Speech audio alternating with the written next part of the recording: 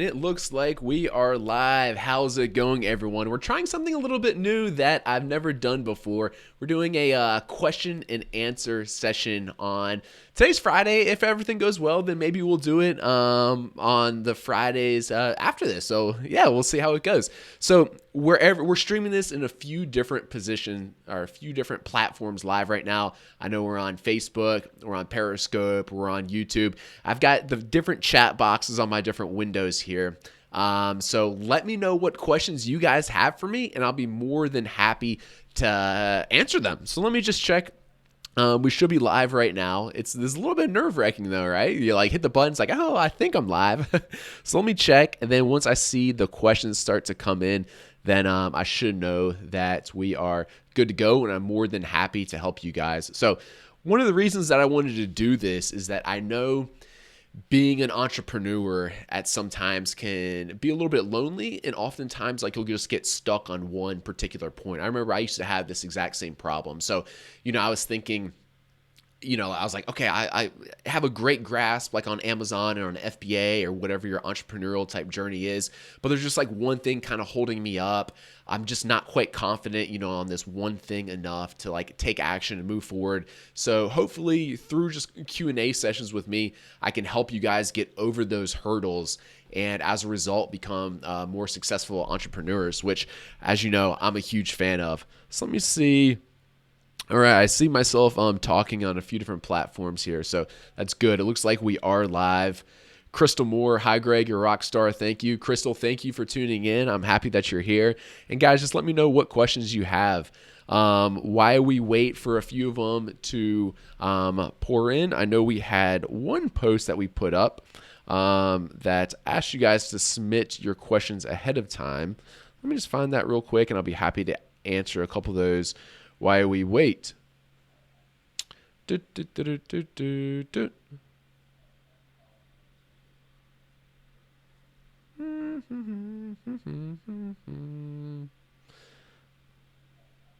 having a little bit of trouble finding that post, but that's all right.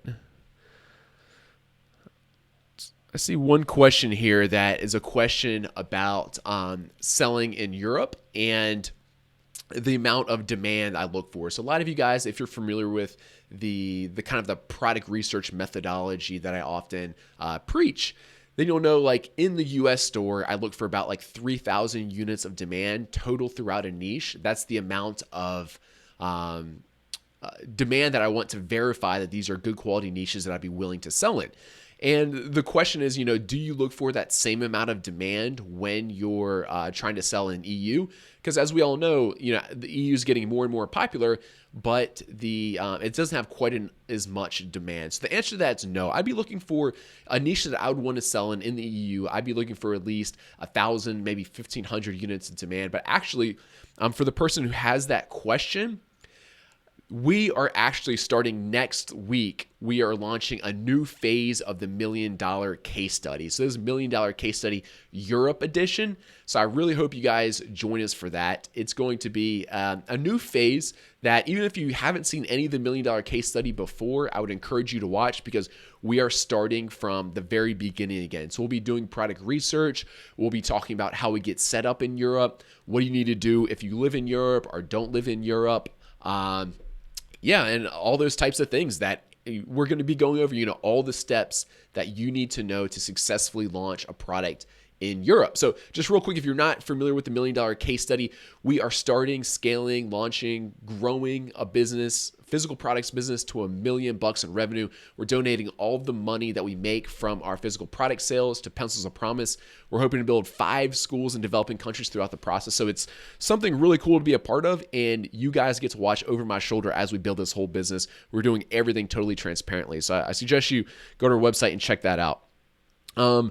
We have one person ask, is your service available in India? Yes, Jungle Scout works in all of North America. So that's Canada, US, Mexico. It works in all of the EU. There's 5 stores there. I'll try not to miss any. UK, Germany, France, Italy, and Spain.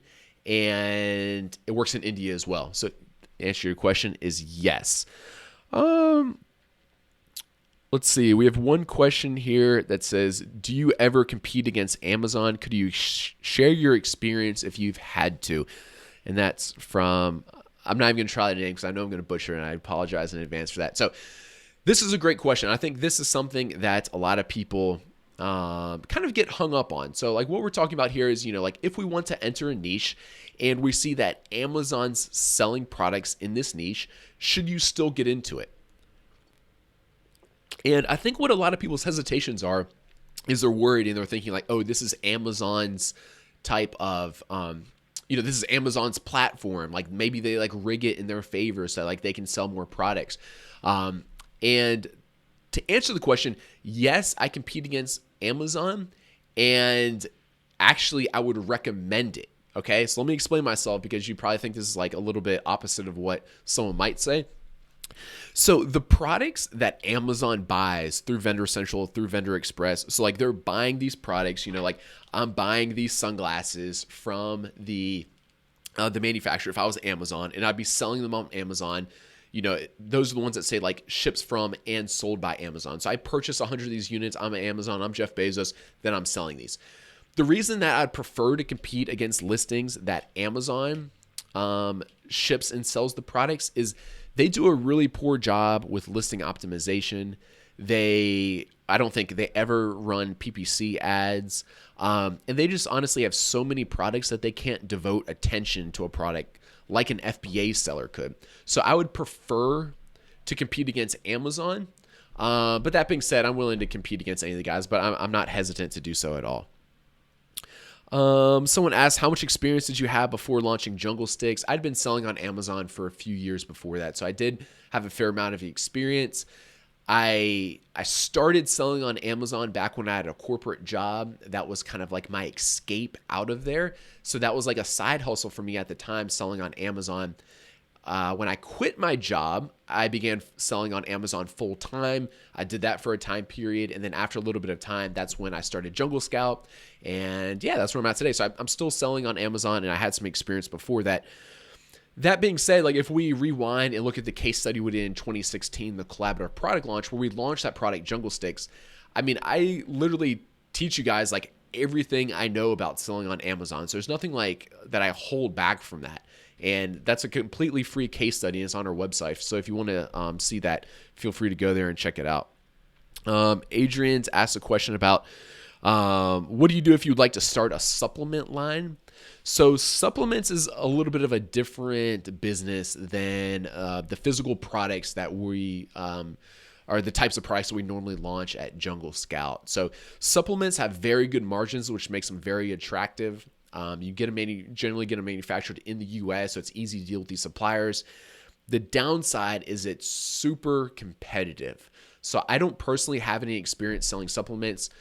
If you'd like to do so, feel free to give it a try. I can't offer too much advice specifically for supplements, but a lot of the same practices are going to apply as they would for physical products. So, like you want to go into a niche that has good demand but low competition. Of course, you want a well-optimized listing, et cetera, et cetera, et cetera. So let's see. What do you think of the current Amazon landscape, and how should we launch products? And this is from, I apologize again if I mess up the name, Mamul Hussein. The current Amazon landscape, it's still a very attractive marketplace and landscape to sell in. So I'm still launching new products for my personal brand. We just launched our Jungle Snugs hooded baby towel. Let me stand by one second. I'm gonna get a baby towel for you guys. I'm gonna show this to you.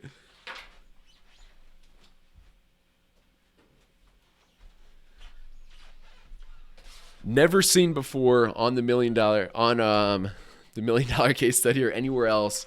Here is our hooded baby towel. So this is our box. It turned out pretty nice. We've sold like probably close to 1,000 of these now. And this is the first time, or just like a few weeks ago is the first time I actually got to see them myself. So this is the box. It turned out pretty nice. And these are the towels, which the towels are, so like when we ordered samples of these, Gen, our marketing manager, was the one who actually looked at the samples, not me. And I'll say like, they're actually very high quality. I mean, when you hold this towel and it's like nice, it's obvious why it's getting 5-star reviews. But my point here is that the Amazon landscape is still very desirable and still a great opportunity as long as you do your homework and you get into niches that you can easily compete in. So is it more competitive? Yes, absolutely. But there's still tons and tons and tons of good opportunities there, and Amazon's only growing. So I'm very optimistic about the Amazon landscape. I see no reason why it's not going to be a good opportunity for years to come. Kashif, watching your video. I'm also a member of Jungle Scout. Awesome. Happy to hear it. Let's see. Oh, I pronounced his name good. Mamul. So I'm happy to hear that. All right. We have a question here about UPC codes. So this is a good question because I know this is something that a lot of people get hung up on. So let's just go over the whole thing real quick. All right. So if you look on our Jungle Snugs box right now, down here we have a barcode. Okay.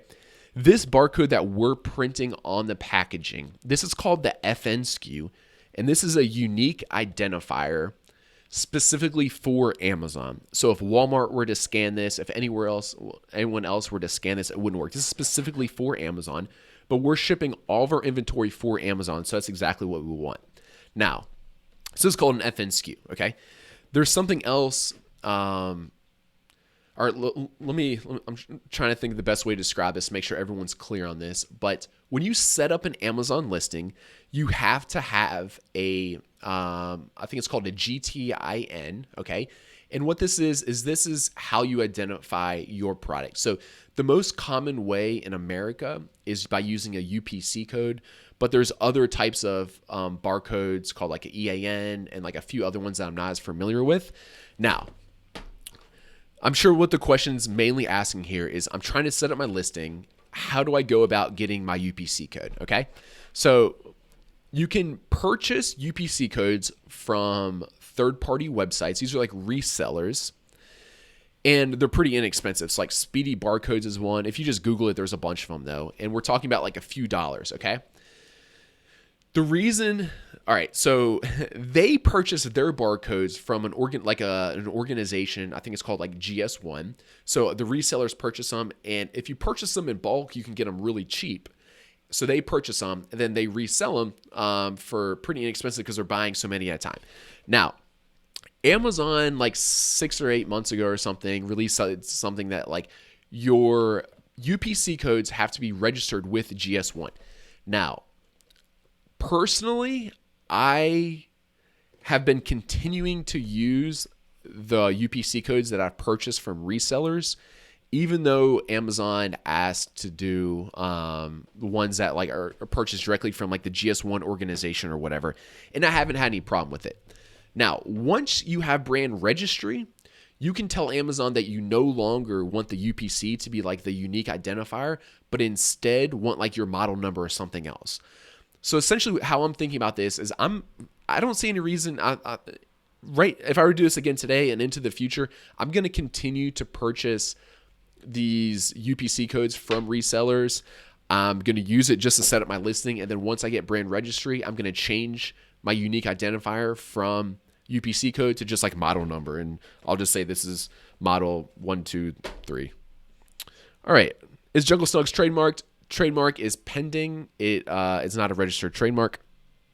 Let's see. Okay.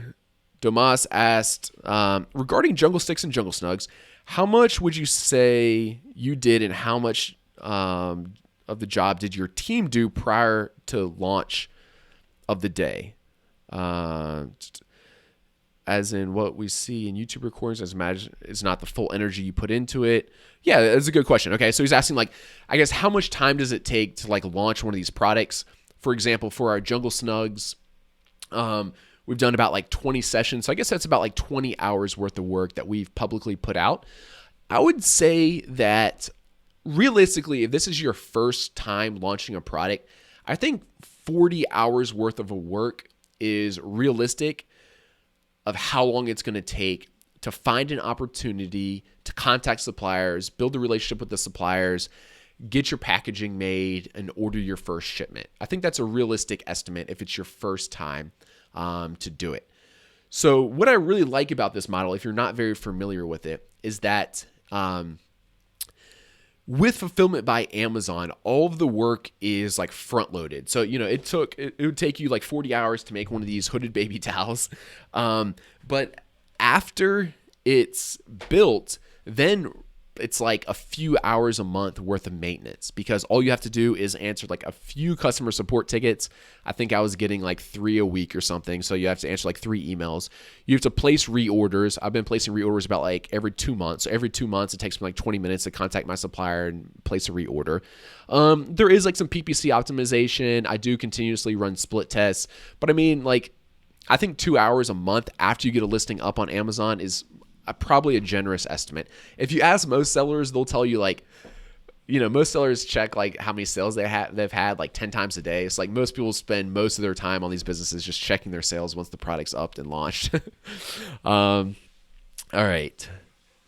Let's see here. When I research a market, I found a product after a couple months. This week, my product will be live on Amazon, but I see that some of the prices have dropped. Yeah, this is a good question. So, selling on Amazon is a very like dynamic market, right? It's always going to be changing. He's saying, he just ordered this product. It's about in, but now the prices are less expensive. Unfortunately, this part, there's not much you can do for that. However, depending on what product you're selling and what niche you're in, it's just going to vary like very much. Some niches are not very price sensitive. Like, for example, the hooded baby towels, if you look at like one of the best sellers right now, they're priced at like $22, even though there's a whole bunch of other towels priced at $10, $12, $15, and they're still selling well. So yeah, I mean, it's really just going to depend on kind of like a case by case basis, but I wouldn't worry about it too much. Let's see. Launching through JumpSend, do you at some point employ Facebook, Google, or some other kind of ads to send external traffic to your listing? No, this is like, this is just my opinion. I understand there's lots of different opinions kind of like in this space, but I've seen like a lot of talk recently about like running Facebook ads to it, running other types of paid traffic to your listing, et cetera, et cetera. In my experience, and I'm like pretty good at Facebook ads, and Jungle Scout has a full-time paid ads guy who's really good at Facebook ads. And we ran some tests on this stuff, and he got like, he was getting like cost per acquisition. So the cost for someone to accept one of our coupon codes for pretty inexpensive. We're talking about like 90 cents or $1. But at the end of the day, it's costing us $1 to give away a coupon, where instead we could just pay $29 a month on JumpSend and give away as many coupons as we wanted. And the 90 cents or $1 was after continuously optimization. So we probably had to spend like $100 or $200 to figure out what our best target audience was, to then be giving away coupons at $1 each. It's like, I just don't understand why we would do these like Facebook ads instead of just give away the coupons on JumpSend when there's like an unlimited amount of traffic there. So that's my opinion on it. I haven't ever seen anything to lead me to believe that sending external traffic to your listing, I haven't seen anything to lead me to believe that Amazon will then like rank your listing better for any keywords. I don't think that's a proven method. And honestly, if you're sending unqualified traffic there, your conversion rate's going to drop quite a bit. So that's my opinion on it. Sorry, I see a lot of questions going by now, and like I said, we're broadcasting in 3 different locations, so I'm not going to be able to get to everyone's, but let me see if I can pick out some relevant questions I think would benefit everybody. Why does Amazon charge for shipping when you already pay for shipping when ordering products from China? So, I mean, keep in mind, like you need to get your product from wherever it's manufactured into Amazon. One way to do that is just use your freight forwarder to deliver it all the way to Amazon. Another way is to deliver it to like an inspection facility or your house or something, and then ship it from your house into Amazon. But I mean, if you're using shipping services, you're going to have to pay for them. How close are your estimated sales results compared to real sales in the Jungle Scout extension? So this is something that we take a lot of pride in, and we devote a tremendous amount of resources into doing our best to make sure these are as accurate as possible. So we have a full-time data scientist on our team who has a PhD. 2 of our developers work full-time on nothing else but our logic and our modeling to create these estimates as accurately as possible. Unfortunately, I can't give you like a specific number. Like I can't say like it's like within 7% accuracy, because it depends. Oh, sorry about that. It depends on the specific rank range in the category and the given like week or day. So for anyone who's not familiar how we estimate sales, we graph the like unit sales versus best sellers rank. Okay. We create a model. So this is like the line of best fit for that particular graph. And then this lets us, estimate any other rank, estimate sales for any other rank in that category. Okay.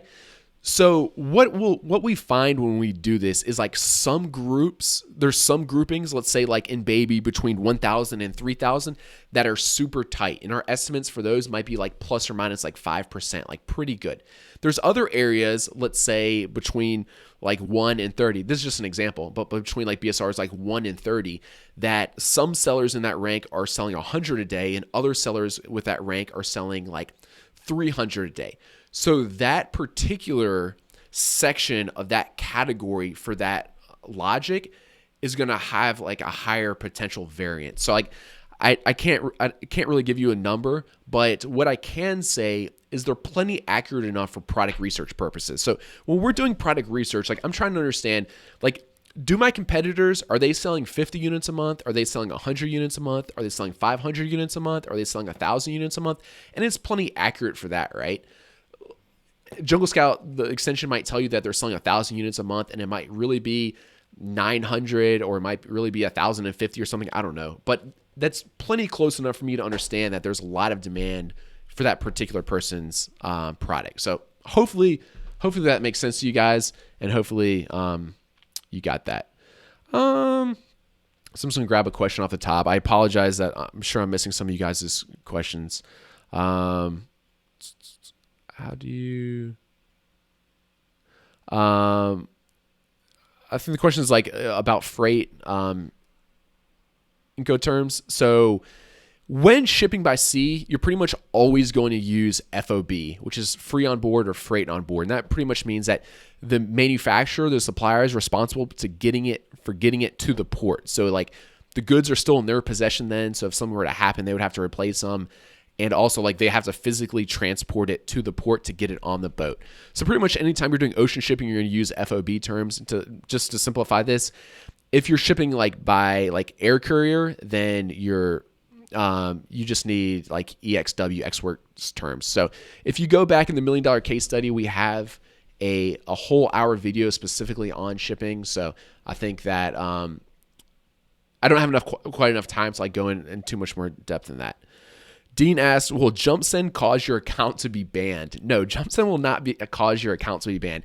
Everything on JumpSend is 100% per terms of service. So let me just clarify, like JumpSend has like two different big features. One feature is the email automation feature. So this is just, hey, someone purchases my hooded baby towel here. This thing is soft.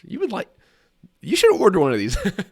Someone orders my baby towel here. I have an email automation sequence where I send out emails. Like I have email one, just like, hey, it's been shipped today. Let me know if you have any problems, blah, blah, blah, blah. Email two is like, I hope you enjoyed it. Would you mind leaving a review? And email three is like a reminder to leave a review. That's 100% within Amazon's terms of service and totally allowed. Feature 2 of JumpSend is a deal site. So if you go on JumpSend right now and look at it, there's a deal site where a whole bunch of Amazon sellers are offering products at a discount. So again, since I have it here, we'll use this as an example. So when I was launching my product, I had our Jungle Snugs towel up on there for like 80% off. Anyone, a whole bunch, like hundreds and hundreds of people requested a coupon for my Jungle Snugs, and I approved, I don't know, 50 or 70 or something. I don't remember how many exactly. So I gave out that many coupons, and shoppers purchased my product at 80% off. So they really loved that. Now, JumpSend does not exchange discounts for reviews. That is against the terms of service, but that's not what we're doing. All we're doing is distributing coupons to increase our sales velocity. Nowhere in there at all does it say, hey, I'm only giving this discount for review. So it's 100% completely within terms of service.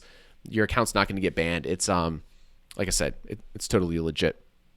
Hey, Greg, my product's arriving next week. Air freight, do I have to pay something at the airport? Good question.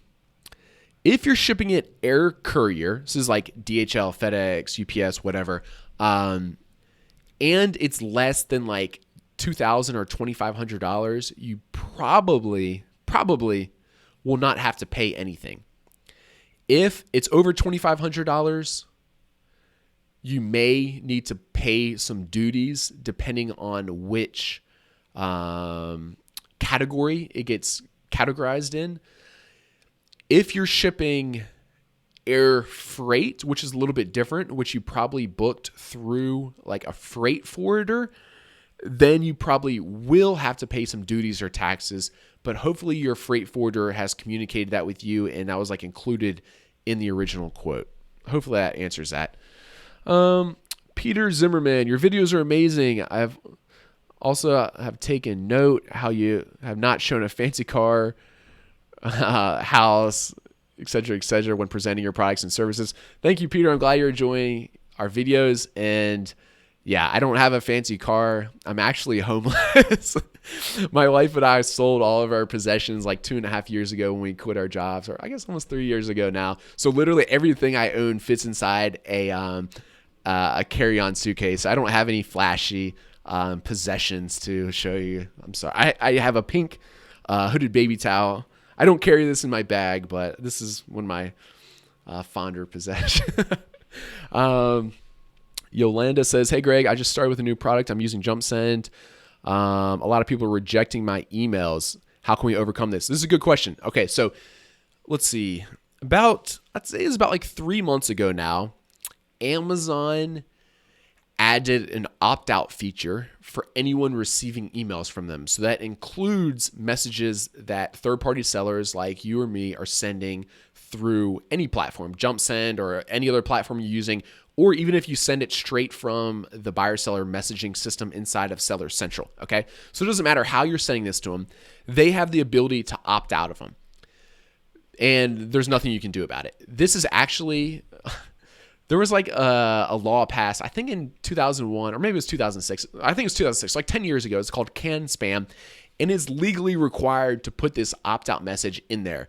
I guess Amazon thought they were too cool for school because it took them 10 years to abide by the law. But unfortunately, there's nothing you can do about it. It looks like from our experiments, it looks like about 20% of Amazon shoppers have opted out of receiving emails like this. But I'm still a big fan of sending emails because it still does reach 80% of people, and that still does increase the amount of reviews you get. So I think it's still definitely worth it. Unfortunately, you can't, there's nothing you can really do about it. You have an entire team dedicated to this product. Do you think someone without that can have the same level of success? So just to clarify, I actually personally, not anyone on the Jungle Scout team, did all of the work for these baby towels in our case study myself. So I was the one that stayed up late one night contacting the suppliers on Skype Messenger. I was the one that did the product research live on the videos. I did have someone do the design of the packaging for me and the photography, but I would recommend for you guys to do the same thing. So just to clarify, like I actually did all this work myself, not my team. But yeah, I mean, like I would imagine you'll probably hire a photographer and a packaging designer too. So yes, absolutely. You can have the same level of success. And for those of you guys, I guess a lot of you kind of like don't know my backstory, but I kind of mentioned this at the beginning, but at one point I was working as a civil engineer as like for a corporate company, a corporate job. And I started selling on Amazon, and I was just a one-man show for like a whole year. And I was launching these products all by myself. I didn't have the help of anyone. I did hire a photographer. I did hire like a package designer, but I was doing all the work by myself for like a year and became very successful with it. Let's see. You're welcome, Erica. Let me jump in YouTube. I answer any of these questions.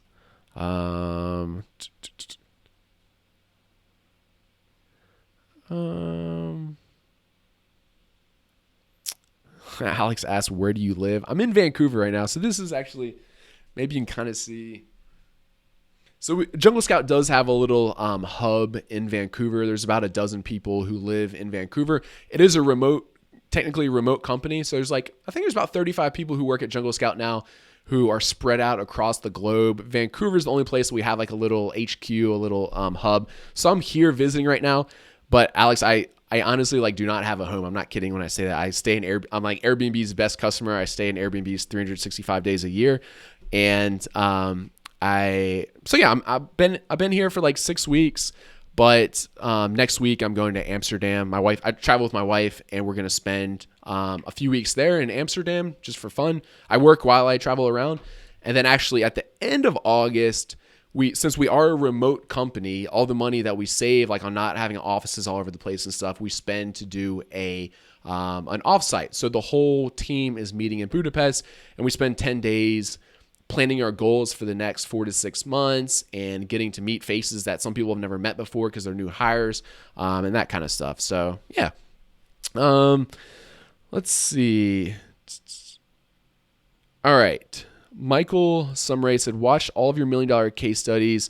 I love it, Greg. I'm still unsure how to know which word is the main keyword to rank for. This is a really good question, Michael. I'm glad you asked this. Okay. So let me split this kind of into two parts. But first, I'm going to need some more coffee. So we want to know what one of our main keywords is. For one reason that we want to do that is to know like which number or which keyword to look at like the Jungle Scout numbers for. And to do that, I would just say use your best guess, okay? Or your best estimate. So I didn't know what to call these things, right? I don't have any kids yet. I kind of knew these hooded towels existed, but I didn't know whether to call this a baby towel with hood, hooded baby towel, infant towel with funny animal face. I don't know. So I just guessed. Like I just went off some of the other products we found that were doing well, and I guessed for hooded baby towel. So that should get you close enough for your product research purposes. As far as after that, how to choose which keywords to focus on for ranking for. Like, for example, we decided to focus on hooded baby towel. And if you search it on Amazon right now, let's look. Before I say this, hopefully we're ranked good today. Let's see. Hooded baby towel. Whoops. Baby towel. So it looks like today we're ranked 1, 2, 3, 4, 5. So we're ranked number 5 for hooded baby towel, which we decided was going to be our main keyword. And the way that we decided to make this our main keyword is we just use like, I normally use the Google search volume data. However, like earlier this year or the end of last year or something, they took it away unless you spend money on their AdWords platform. But another tool is called keyword.io. There's like tons and tons of keyword tools out there, but essentially you're just trying to figure out which keywords get the most volume because those are the ones that you're going to want to try to rank for. So let's see. I said this was only the last 30 minutes, but there's tons and tons of questions here. So let's make this last 45 minutes. We'll be going for 10 more minutes. Denise says, I'm also a civil engineer. Cool. Right on. Let's see.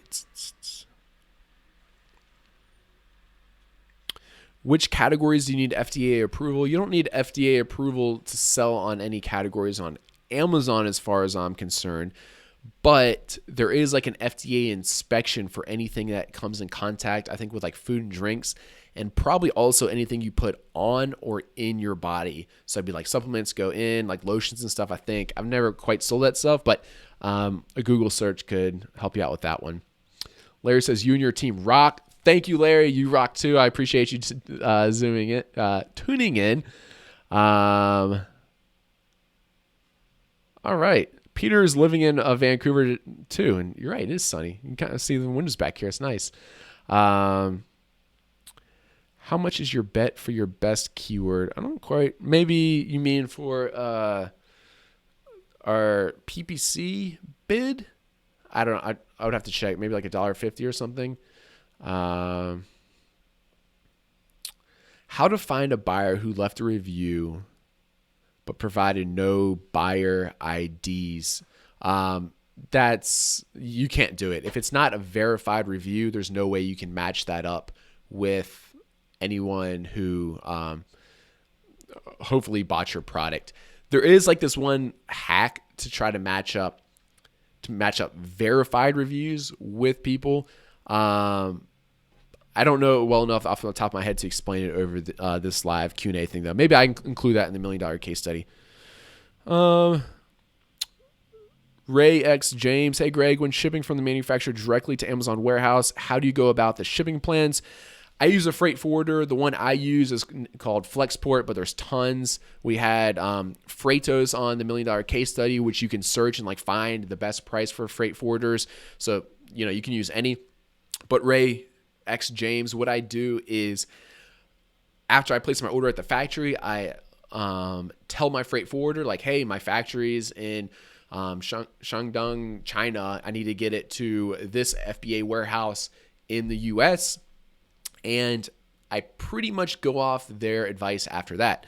So like one of the recent things I did, they shipped it, ocean freight to LA. And then in LA, they actually put it on a train from LA to, I think this one went to like Houston.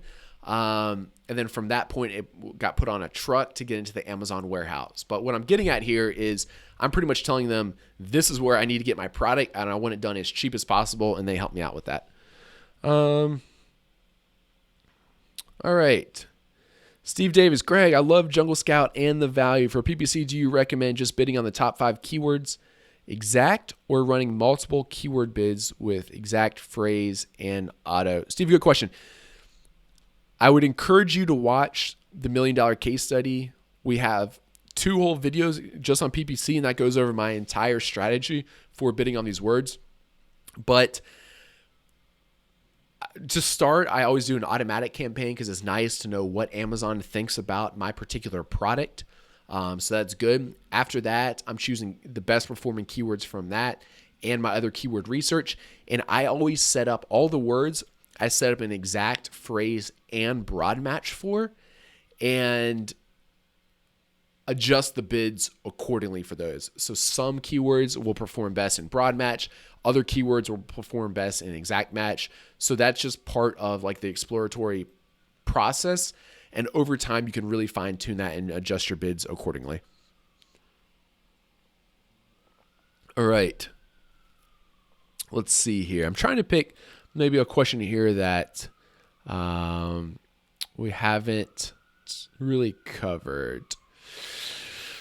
Adil asks how to reinstate your account if suspended for review manipulation.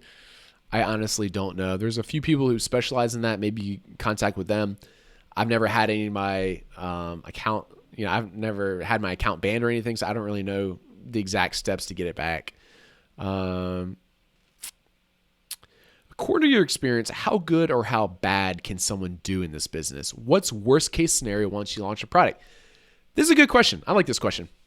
All right. So, by now I have like over like 100 different products that I've sold on Amazon, 100 different SKUs, right? And people often ask me like, how many failures have you had? Okay. And this is how I consider a product a failure. I've never launched a product and it just like sat in Amazon's warehouse and I couldn't sell it at all. So I don't have like 1,000 units of XYZ product sitting in Amazon's warehouse that I've never been able to sell. I've always been able to sell everything. Sometimes that means doing more coupon giveaways. Sometimes that means jacking up my PPC prices. Sometimes that means, whatever other tactic. But I can always move this product because I've always done product research ahead of time to look for areas that have high demand and relatively low competition. There are products that have failed for me. However, how I deem a product as a failure if I don't have high enough profit margins on it. So sometimes I'll order a product. By the time I start selling it, maybe it gets some bad reviews.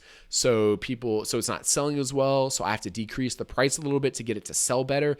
And at the end of all that, maybe I'll have like a 3% margin or something, right? So like I made all my money back, but I'm not going to invest my capital in a product that I only have a 3% margin on. So that's how like I deem failures. So pretty much if you go through the whole process, Garcia, and if you follow like our educational material, like follow the $1 million case study, like do your homework so you're well educated in this space. In my opinion, pretty much worst case scenario is like a break even and you learned a lot from it, okay? There are people, of course, and it's definitely possible to lose money in this business just as it is any business. But I'm pretty confident in saying that like if you become like well educated on it and like you follow our information and stuff, that most likely worst case scenario is break even or maybe lose like a little bit of money. And from that, you've had a tremendous learning experience, and down the road, you can launch probably successful products. Let's see. We have times for one or two more. Please suggest other ways than Facebook ads or coupon ads to attract people to my product. Amazon sponsored ads is the lowest hanging fruit. Harleen Quar. So Amazon sponsored ads. You can also try AMS ads, which are different. That's the Amazon Marketing Services ads.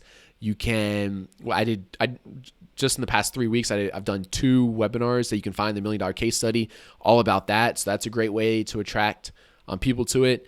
And then at the end of the day, your ultimate goal here is good organic ranking for your primary keywords. And that's how you're naturally just going to get lots of eyes on your product. So if you don't have many eyes on it, and you're not making sales yet, I would encourage you to like do giveaways with coupons, maybe to lower your price, increase PPC. And what you're going after is high sales velocity up front, so you're organically ranking well for those keywords. Has Amazon requiring a trademark changed the launch strategy for a new seller? Joseph Fusco asked this. So Joseph, Amazon doesn't require a trademark to launch a product. They require a trademark to get brand registry. So no, that hasn't really changed any of the launch strategy for a new seller. Everything else, is just the same because you never had to have brand registry anyway. I'm a big fan of getting brand registry, but it's not required for the launch, or it's not even required at all. So, I mean, Jungle Snugs doesn't have brand registry right now, and it's doing well. I see top sellers still do PPC even though they're ranked for the same keyword. Yeah, so Adil, this is just a way to get more, take up more real estate. So an example of this is our Jungle Snugs. If you look at and please guys, I talk about Jungle Snugs a lot, so I know, please don't click on my ads. This is for charity, so when you click on our ads, you're taking money away from charity. Just click on our organic ranking. But an example is this, right? So let's see, I have my AMS ad at the top, and yeah, it looks like I'm in kind of one of the worst sponsor ad spots right now, but I am there. So my idea there is to take up more real estate for my primary keywords to increase the amount of eyes that I get on my product. So as far as I'm concerned, anytime PPC ads are profitable, I'm going to continue to run them, even if I'm organically ranking well for that keyword. How many sample units do you normally get from each supplier? Normally just like one unit from a supplier. So actually for our hooded baby towels, they did send multiple, but I think that was because we wanted 2 different thicknesses. I'd have to go back and check. I kind of forget. And then I try to get samples from multiple different factories though. Can you please give info about Q4? So as a lot of you know, fourth quarter, my favorite time of the year as an e-commerce seller, sales increase. A lot of people ask, how much more should I plan for? And that's a very difficult question to answer. If you're selling a toy, it's not uncommon for some people to sell 4 times as many units or even 10 times as many units if it's a hot toy during fourth quarter when people are shopping for the holidays. Other products that aren't likely to as a gift, I'm thinking medical products here. Are you going to get people Band-Aids or something for a holiday gift? Probably not. So those products wouldn't increase much. But so I don't have some better rules of thumb about that. But you do need to be planning on having extra inventory in stock for fourth quarter, especially if you can see your product. You can imagine your product being given away as a review. All right, we'll do 1 or 2 more questions. That's it. Best way to get more reviews, Armando asked this. The best way to get more reviews, if you don't have an email autoresponder set up requesting the person leave a review, I would highly encourage you to do so. Of course, I'm going to recommend JumpSend because it's our product, but I don't care which one you use. I think you need to be using one because that increases the amount of reviews that I get. I remember when I originally turned it on, it was by like 3x. So I was getting 3 times as many reviews by sending those follow-up emails. And the question's gone now. No, I almost forgot what we were asking. Other than that, you can try like an insert inside of your package. So we placed another order for Jungle Snugs, and we're actually doing this. So just imagine like I have like a little insert card. Kind of see this. On here, I could put some things like I could ask them to come to my website and opt in. We're doing 2 things. Ours is 2-sided. So on one side, we're going to put like go to junglesnugs.com/giveaway and enter your email address to be entered to win. We're going to give away a bundle of like $100 worth of baby products or something like twice a year. So we're going to collect email addresses through doing that.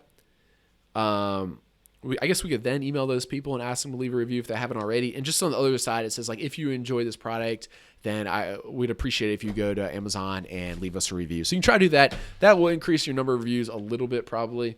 Let's see. Get this out of the frame.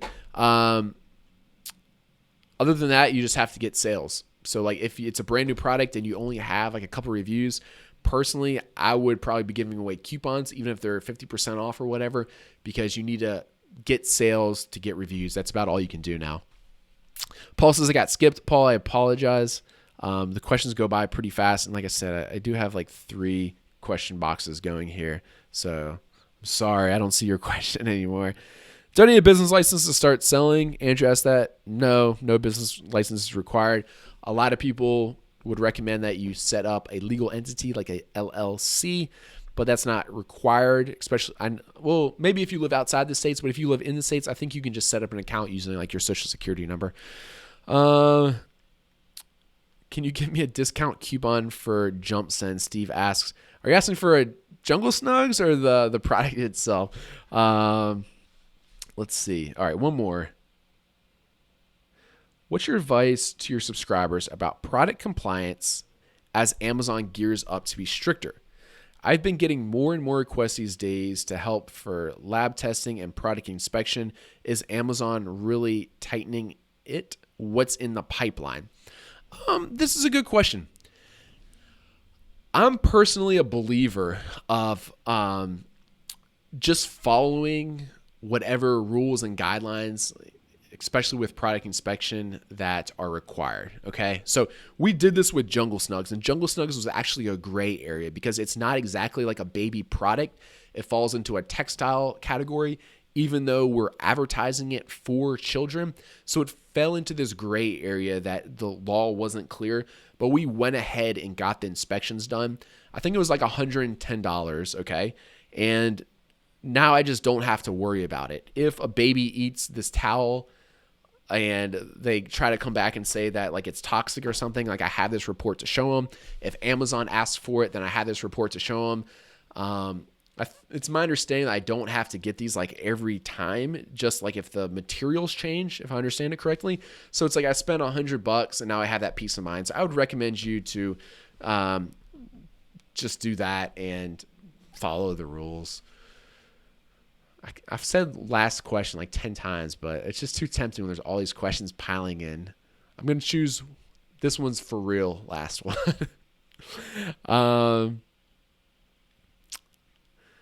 Let's see. Try to pick a good one to finish up on as the real last question.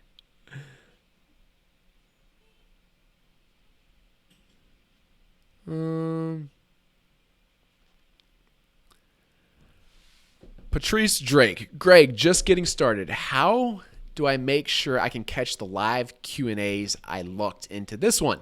Good question. If you subscribe to us on YouTube and you join our Facebook group, the FBA Competitive Edge, both of those will notify you when I go live like this and do Q&A sessions. This one's gone pretty well, so I think I'll do another one next Friday. But when you subscribe to us on YouTube, so if all you guys could do that right now, it's a tremendous help, and honestly, like, it encourages me to keep doing this because it's fun to see people like subscribe. It's like, oh man, I'm actually providing good, useful stuff.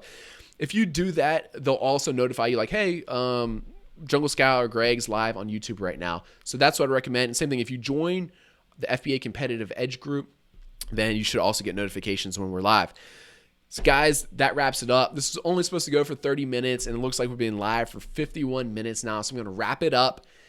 If there's any questions I didn't answer, I apologize. If you go to junglescout.com and go to our free resources section, I guarantee I've covered like every FBA topic under the sun. If you would like to follow along with the $1 million case study, like I said, starting next week, we're going to find and launch a product in Europe. It's going to be really exciting. You can make sure you're notified about that at junglescout.com/million. Enter your email address there and we'll notify you for all the $1 million case study stuff. Like I said, if you haven't subscribed to us on YouTube, please hit that subscribe button and you'll be notified about these. And if you'll just give us some social love anywhere, wherever you're tuning in, if you give us the thumbs up or the like or anything else, I'd really appreciate it. You guys rock, and I look forward to seeing you next week. So take care.